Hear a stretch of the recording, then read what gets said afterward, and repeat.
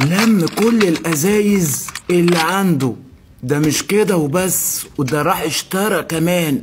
سيبك من الكنزايه دي، هي فرقعت بس بص كميه الازايز اللي كانت عنده واللي اشتراها علشان يعمل الفيديو ده.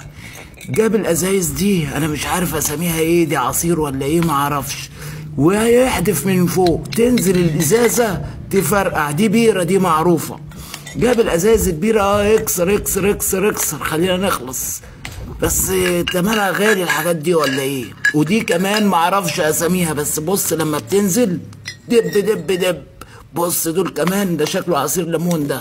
ده برطمان زيتون نزل اتفرتك 100 حته. ده ايه ده بقى؟ اللي يعرف اساميهم يا جماعه الحاجات دي لازم يعرفني. دي ازازه عصير كبيره دي ولا شربات دي ولا ايه؟